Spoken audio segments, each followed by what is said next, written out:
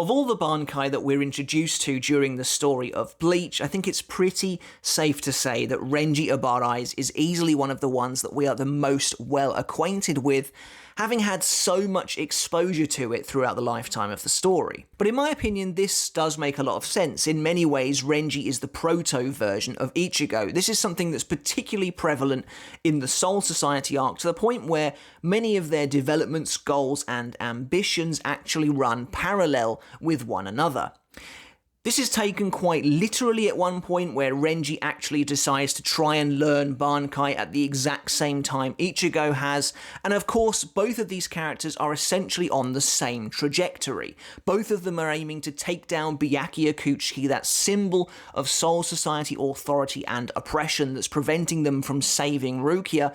It's just that Renji gets there first and ultimately fails, where Ichigo would eventually succeed. This trend of these two characters growing side by side alongside their respective journeys would continue all the way into the 1,000-Year Blood War arc, where we see them both enter the royal palace to train and invigorate themselves for the big final battle to come. And of course, this parallel growth culminates in both of them receiving pretty upsetting and quite revelatory news about the truth of their Zanpakuto spirits. The truth that Renji learns, however, only affects his Bankai, which up until this point we had only known to be Hihio Zabimaru, but that was all about to change. And so in this video we're going to be taking a look at Renji's oft-seen Bankai Hihio Zabimaru, or that could be Soho Zabimaru depending on the story arc. We're going to be taking a look at what makes this thing unique in comparison to other Bankais, how exactly it works, exactly what it can do, and the different appearances it's had,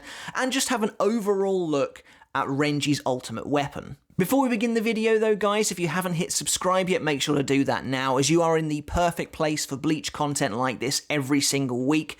Also, don't forget to give the video a thumbs up as well if you enjoyed it, because it really does help give the video more exposure and help it reach other Bleach fans just like yourselves. And if you want to help me out a little step further, we do have a Patreon for the channel as well, where you can go and support me for as little as $1 a month, and you can get early access to the videos over there as well.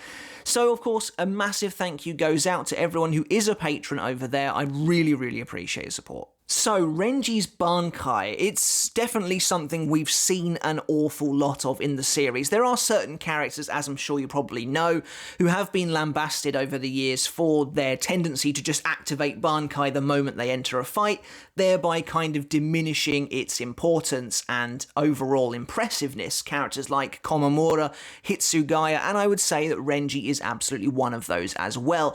This was a problem particularly prevalent in the Arrancar arc. He does seem to improve with that as he gets stronger and more confident in of himself the later into the story we go.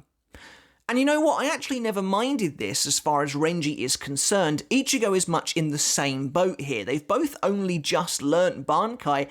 To be honest, if I was in their shoes, I would probably be using it in every fight whenever I got a chance as well. Now, in my opinion, Renji doesn't have the most impressive Bankai, the most powerful Bankai, the coolest Bankai, or anything like that, but it is certainly unique. Its portrayal in the series is very unique. We've never really seen a Bankai have two completely distinct forms like this, at least as far as not main characters go, shall we say. But unlike the rest of the other Gotei 13 members, Renji's Bankai actually has two distinct forms based on the name he's calling it. It's very similar in execution to Yumachika's Ruriro Kujaku, except of course in Renji's case, he is calling Zabimaru by the wrong name unknowingly. It's not something he's doing out of spite. Of course, there are characters like Mayuri Kurotsuchi, who has a new version of his Bankai in the final arc, the 1,000-Year Blood War, but that's due down to him, modifying it, constantly changing it and evolving it himself. He is very much an exception to the rule there. This is the only time we ever really see someone actively getting the name of their Bankai wrong. And I remember feeling bad for Renji during that moment in the 1,000-Year Blood War. It seemed pretty cold of Zabimaru, to be honest, to be actively telling Renji the wrong name because he didn't quite, see and realize his strength. And I think I remember a lot of people not really liking that twist, and in my opinion, this is not something that Kubo had always planned. At least I don't think so anyway. I think this is Kubo wanting to give Renji a much needed power boost to take on the Stern Ritter, and it's a pretty cool way of doing it, especially since Renji discovers the true name of his Bankai from Ichigo Hyosobe, the leader of the Zero Division himself. One thing I think people kind of missed when that chapter first came out, and I think this was probably the fault of the translation, is that Ichigo giving Renji the true name of his Bankai doesn't automatically grant him access to it. He then has to actually fight Zabimaru into submission, much in the normal way you do with Bankai training. And I think that was kind of lost on a lot of people, because the translation made it seem like Ichigo giving him the name would just bypass any training needed. But no, Renji does actually have to fight Zabimaru again to gain that the ability to use his true Bankai and have Zabimaru acknowledge his strength. But anyway, let's dial it back a bit and talk about Renji's original Bankai, his Hihio Zabimaru, certainly the one the majority of Bleach fans will be way more familiar with, as we just see it an awful lot more throughout the series. This initial Bankai definitely seems to fit the bill of a more traditional Bankai, in my opinion. It certainly just kind of gives off the impression of being a bigger, more impressive version of his Shikai. Now, there's actually some kind of really clever stuff going on with the name with this Bankai. In this form, Hihio Zabimaru simply means Baboon King, Snake Tail. There's no real harmony between those two things. It's two very distinct beings involved here. And of course, we know the Zanpakuto spirit of Zabimaru, at least in the canon manga, up until potentially it gets a sex change later on, is a massive baboon with a snake for a tail. So it's quite literal in that sense. Now, my honest opinion of this Bankai is that I do prefer this design to the one he gains later on in the series. Personally, I've just always thought Hihio Zabimaru was incredibly creative. I love the fact that Kubo took the Shikai of Zabimaru, which is essentially a segmented, extendable whip blade thing, and turned it into a massive spine-looking snake. I just think that's an awesome design choice, and it works really well here. So as I'm concerned, I do prefer this design overall. However, it's quite clearly quite cumbersome and difficult to use, as we've seen on a couple of occasions, particularly when Renji fights Byakuya and ends up crashing into his own Bankai. Now, of course, you've got to let him off a little bit. That's basically the first time he'd ever used it, but I think Kubo was making the weaknesses of this form evident straight away. I think what really helps give off the impression that Hihio Zabimaru is an evolved form of his Shikai is the fact that Renji is still holding on to his blade. The Bankai is actually coming out of the hilt of his sword, which I think is A, probably quite difficult to wield when you consider the size of this thing, but B, it really does hammer home that this is an evolution of his Shikai, which is something I really enjoy. Not only that, but seeing the Bankai actually being held together by Renji's own Reiatsu, in my opinion, only serves to make him look more powerful. Now, in terms of Renji's story in the canon manga, we really don't see Hihio Zabimaru use too many different abilities. It's very much in the camp of being a more physical Bankai. It's one that Renji can swing around and topple buildings. He can send the massive jaw of the snake towards his opponent and pin them down. One of the only abilities we ever really get to see is probably one of his most famous abilities, which is Hikot's Tai-Ho, which is essentially an enormous Sero-like beam blast that comes out of the snake's mouth and is used to incinerate Il Forte Grands. And I actually do really like that move. It's really cool and totally synonymous with Renji as far as I'm concerned. And it's just awesome seeing that snake mouth kind of charge up that beam and send it flying forwards. I think it looks really cool. But outside of actual special abilities, what's also really cool about the Bankai goes back to what I was saying earlier about it being seemingly quite cumbersome to deal with and quite clunky overall. And yet Renji does still have quite an impressive control over this thing. He's able to wield it properly like a whip. He's able to detach the segments and seemingly put them back together again. But of course, Mayuri notes in the 1000-Year Blood War arc that any segments that have been destroyed in battle up until now are never coming back. So that's obviously a pretty massive weakness of Hihio Zabimaru. It's one hell of a huge target, and up until this point we've seen numerous segments be destroyed, whether that's against Byakuya or whether that's against Il Forte himself. So what happens next to Renji's Bankai is certainly a definitive upgrade. And speaking of what happens next, as I mentioned earlier, the name for Hihiyo Zabimaru quite literally means Baboon King, Snake Tail. Like I said, these are two very separate entities, just going by the name. And in my opinion, it kind of sounds like they haven't quite harmonized yet. They haven't found a harmony between the two of them, which I think is really clever. And it leads us on to Renji's true Bankai. So Renji's true Bankai, as I mentioned, is something that he gains during his training in the Zero Division, and its name is So'o Zabimaru, which quite literally means two kings. And immediately there you can see the difference already, how his power has harmonized, how it has come together, and how it has matured. The title of the chapter where we see this new Bankai as well is Red Bristled Kings, again kind of just implying that Zabimaru has kind of come together now as one definitive whole. And they've become kings, essentially, kings of their inner world. They have come together and they understand each other, and now the true power has been unlocked.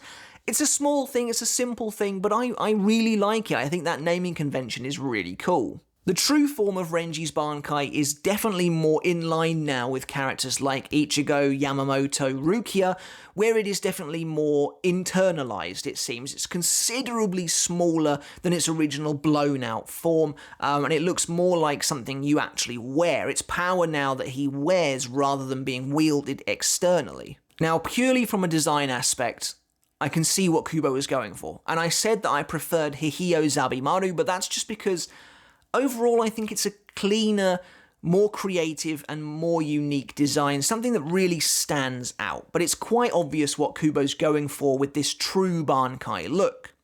Originally, I criticised Hihiyo Zabimaru, saying it had basically nothing to do with the Baboon King.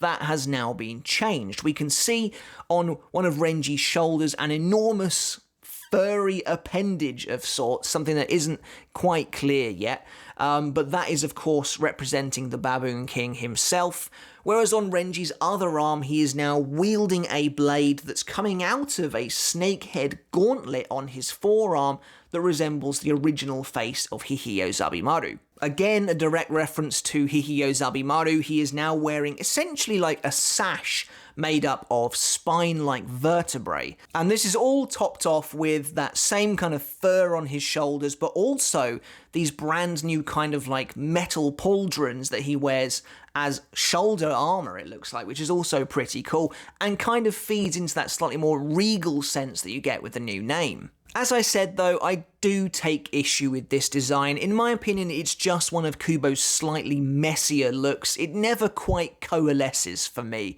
It all kind of looks a bit all over the place, and maybe that's inherently going to happen when you have a Zanpakuto spirit that's made up of two essentially completely different halves, but to me it just doesn't quite flow. Like, you've got the massive arm that's not even really attached to Renji, it's just kind of floating behind him. Then you've got the snake head sword on one hand, the shoulder pads, which do look kind of cool, but also don't really seem to go with anything. I think it doesn't look bad, but I do prefer the more elegant design of Hihiyo personally. Now, before we get into talking about the new Bankai itself, I never quite understood what was really going on during the kind of initial reveal. He's fighting Masked Masculine, who has just used his enormous supernova ability to just completely decimate the ground beneath them. And Renji has survived it by activating his true Bankai. A lot of this feels played up to be like a really cinematic reveal, and obviously that does kind of work. So going through it slowly, the one chapter ends with the dust sort of parting, and you can just see Renji's eyes, and like he's got his hand in front of his face, and then there's like an obvious sort of snake head silhouette. That all makes sense because that's the new gauntlet he has on his arm. What I don't really understand is what happens next. We see the snake head coming through the smoke, fair enough, but then knowing that it's on Renji's arm like this, he then sort of puts his other hand underneath it and like lifts it up, and then a sword comes out. So I don't know if he's like just literally he might just be grabbing the gauntlet on this hand, pulling it up and freeing the blade perhaps, but I think it's all just being played up for that slow burn cinematic reveal, and then you finally see Soho Zabimaru in all of its glory. Now, while I said I thought the design itself was messy, I think the application of this Bankai is actually really cool, and it all kind of comes together really nicely to show you exactly why this is his true power, because now we are really seeing both sides of the coin here. So Renji initially uses an ability called Hihio, which is obviously the Baboon King, and it turns that kind of weird furry appendage into an actual giant ape-like arm. A massive skeletal hand comes out the end of it, and it seems like maybe akin to Komamura's Bankai, Renji can control the arm with his own arm's movements. This looks a little weird. In my opinion, again, it never quite worked for me from a design standpoint, but I love that Renji is calling out essentially to the baboon part of his spirit to use its power to fight Mask, and it has serious power. Like, the massive hand grapples with Mask, who is in Volstendig at the moment. Mask tries to pull one of the hands away, one of the fingers away, but it just clamps down on him and snaps his arm in two. It's clearly monstrously powerful, and it seems like certainly where Hihio is concerned, that's Kubo zoning in on the more physical side of his Bankai. So we have the physicality of one of the two kings with Hihio, but Renji isn't finished, as he now activates an ability called Orochio, which is essentially the snake tail side of things. You don't quite clearly get to see what this does, but I think it's fairly self-evident. It transforms what was essentially a normal blade on Renji's arm into a more serrated blade that looks like kind of looks similar to Hiyori's Kubikiri Orochi, but also to Zabimaru's Shikai state, but just not segmented. So that now is, kind of has teeth. That sword now has teeth, but also the sash of vertebrae around Renji's waist seems to unfurl and create a snake-like tail behind him, again referencing his original Bankai. And you get this really great shot of Renji here, where he's kind of coming towards the reader.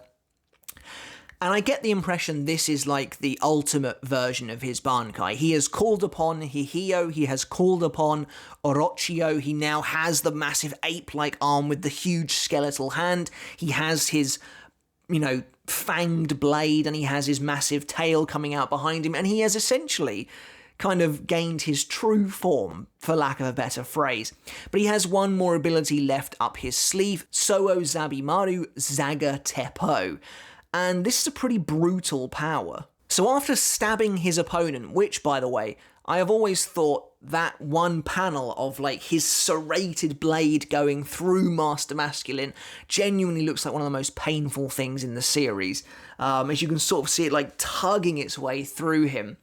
He then activates Zaga Teppo, which basically creates this enormous, almost like flaming snake skull of Reiatsu, which does look really, really cool, and again is quite emblematic of his original Bankai. But he kind of clenches his fist and fires like a pulse of energy into Master Masculine, which then seems to target him almost, and the jaws clamp down and finish him off for good. So basically, Renji stabs Mask, he calls Zaga Teppo, these enormous fangs close in around his foe, he hits them with a blast of energy, and then they close for good in a pretty explosive manner, completely annihilating Master Masculine and turning what was left of him to ash. It's brutal, it's very powerful, I kind of wish Renji had tried to use it again against someone else, but it's really nice seeing a Bankai like Renji's actually kind of unfolding in real time and using everything it seemingly has. Now, unfortunately, after this, we really don't see Renji use his new Bankai much at all. We see it during the skirmish with Bazby, where he sort of swats him away at one point, and we can see that the massive Hihio arm is capable of lifting very heavy objects, and that's really about it. It's used against Yuhabach in the final battle as well, but its arm is immediately ripped off, and then you never see it again. If we do end up getting more chapters of this Hell arc, hopefully we will see Soho Zabimaru there. Personally, I can't wait. And that's essentially it for this lowdown on Renji's Bankai throughout the canon manga. Like I said, it's fascinating to actually see a Shinigami of such a high caliber calling his Bankai by effectively the wrong name. It is the Yumachika thing all over again, but like I said, Renji is actually not doing it on purpose, he is doing it unwittingly because Zabimaru hadn't recognized his strength yet. Like I said, that was a twist that people weren't overly keen on because, as Renji himself says, they've been brothers in arms for years at this point, so why is Zabimaru, being so stubborn about accepting his true power? But at least eventually he does, and it makes a nice moment for a character who really up until this point needed a good, clean win. That's it for the video, guys. I hope you enjoyed it. Let me know in the comments below what you think of Renji's Bankai. Which one do you prefer, Hihio Zabimaru or Soho Zabimaru? I would love to know. Design-wise, it's Hihio for me, but I really see what Kubo was going for, and I also see how these certain abilities kind of come together to make it really feel like the true form. Alright guys, but until next time, I'll catch you later. I'll see you then.